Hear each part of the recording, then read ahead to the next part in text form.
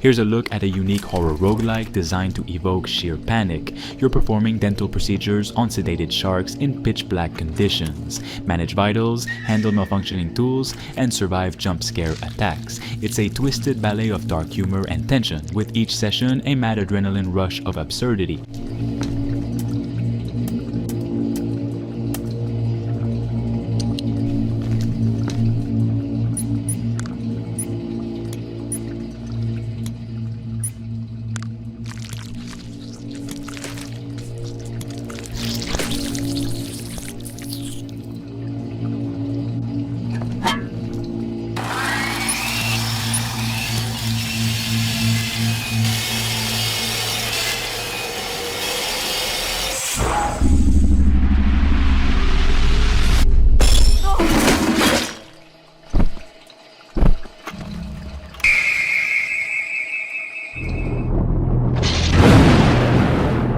An open-world tribal versus alien RPG crafted by a one-man studio in Korea.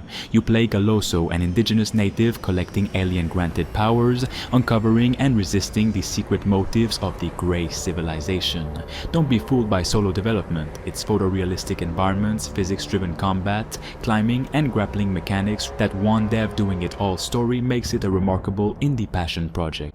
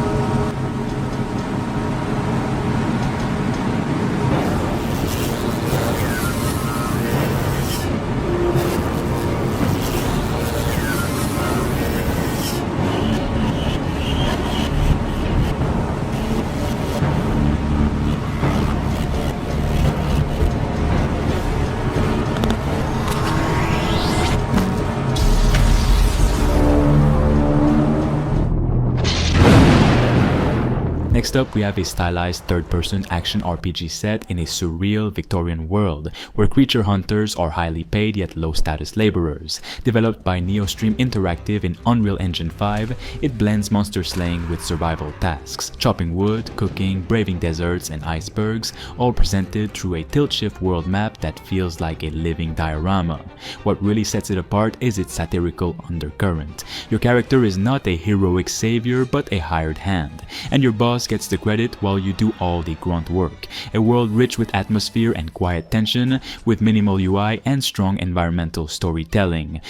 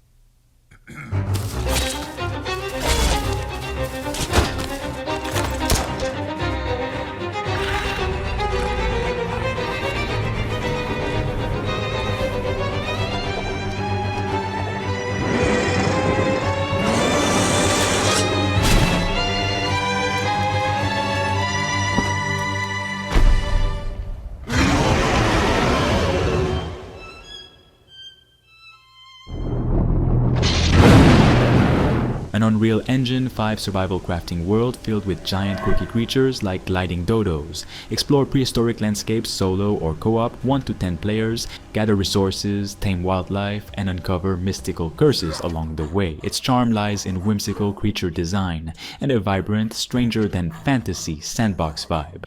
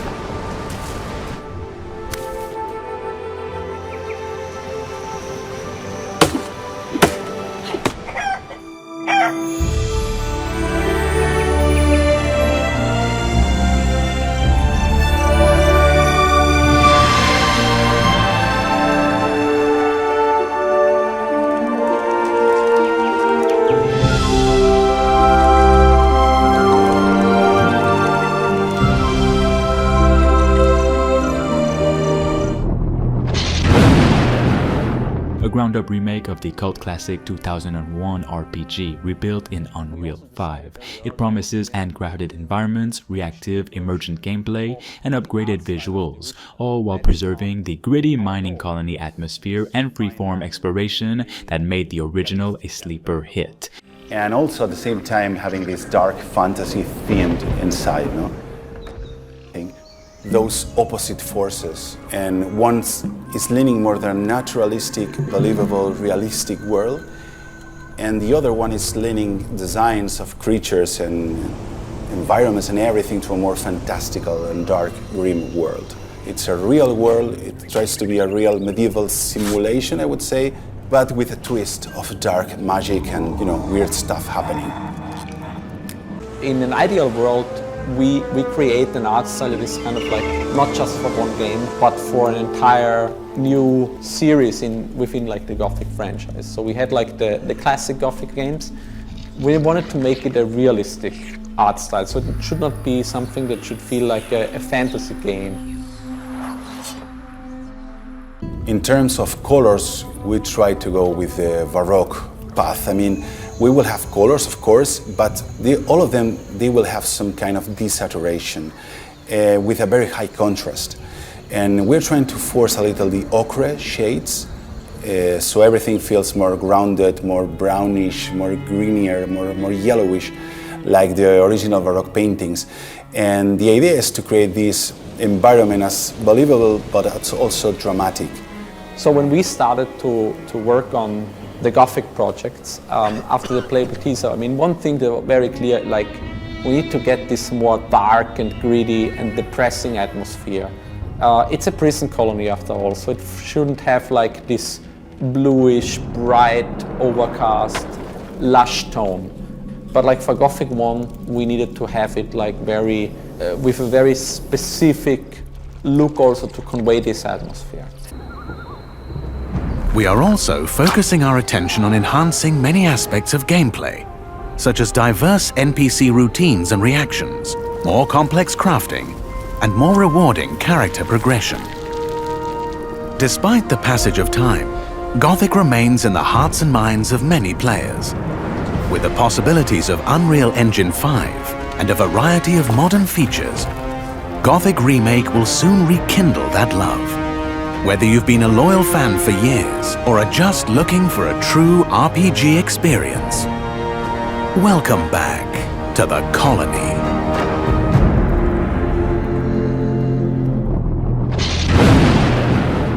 A horror survival sim set in a dim-lit convenience store. By day, you juggle routine, managing stock, transactions, customer flow.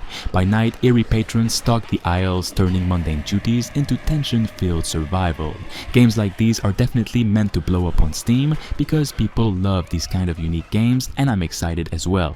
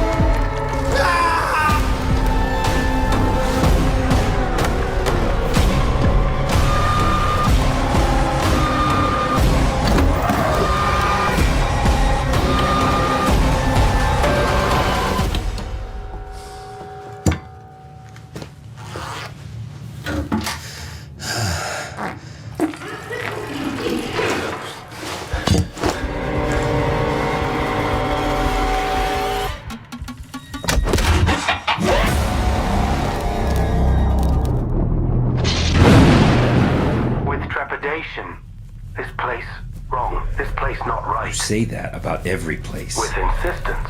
Wrong. Smell wrong.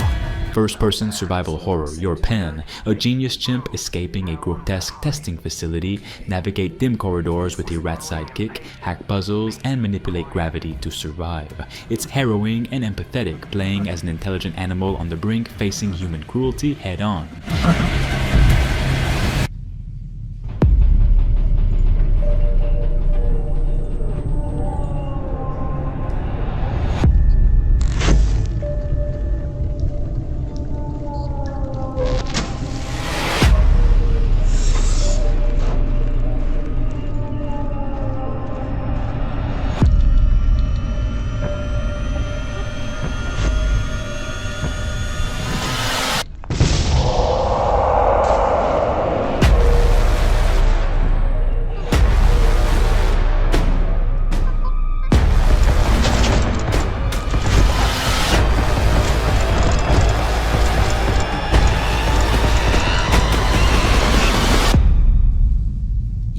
sure this is the right way. With indignation, pathfinding, very good. Better than smelly hate. Better than run! Paralyzed in terror. Smelly hate, run!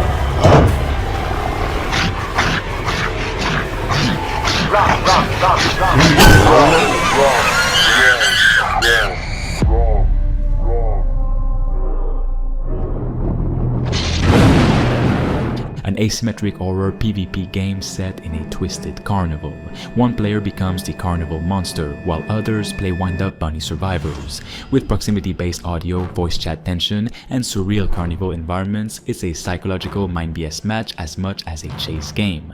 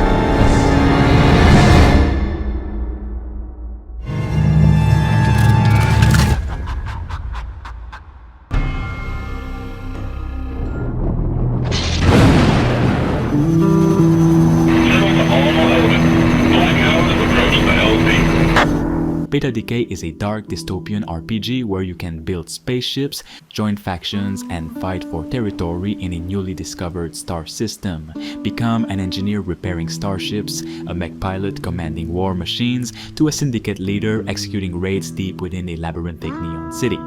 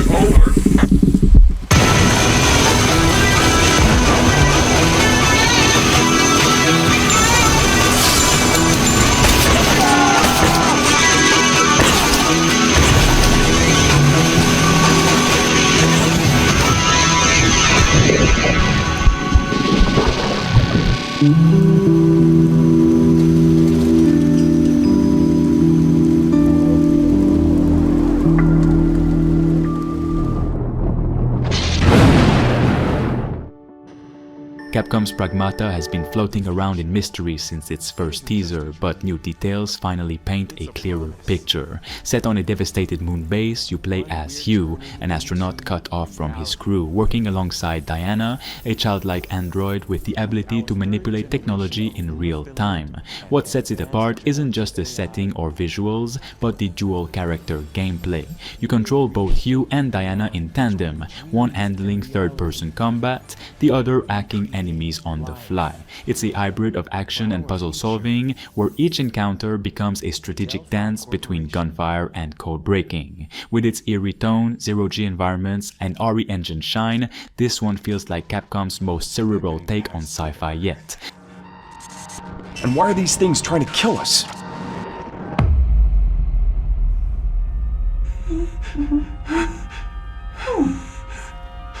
There you are. All better. You patched me up?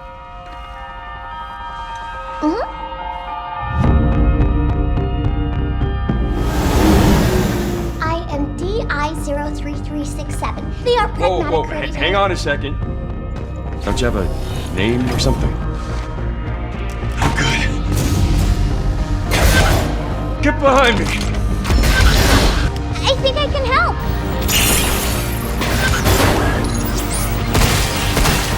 Targets identified. Neutralizing threats. Neutralize us? Looks like we're gonna have to fight our way through. What the? Bypassing first and second firewalls. Hooking control protocols. Initiating hack.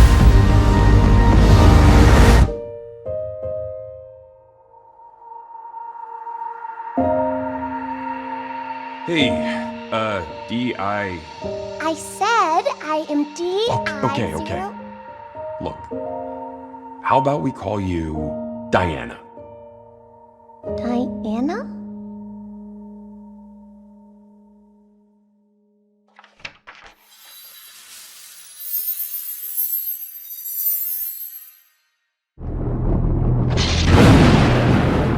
Light of Motiram takes the familiar survival crafting formula and wires it up with a layer of mechanical beasts and physics-based building, which is extremely similar to Horizon Zero Dawn. Set in a massive open world where nature and machine have collapsed into one, you explore across biomes with the help of mechanimals, customizable robot creatures that serve as your hunters, pack mules, and even allies in battle. The combat has a deliberate Souls-like pace, dodging, parrying, countering, all while commanding your mechanimals to flank or defend. What makes it stand out is how much your creations matter. You're not just surviving, you're inventing, engineering, building entire structures that respond to real-world physics. Add 4-player co-op and a layered base building system, and this is shaping up to be quite an interesting open-world survival. It's like the Horizon multiplayer game we've wanted.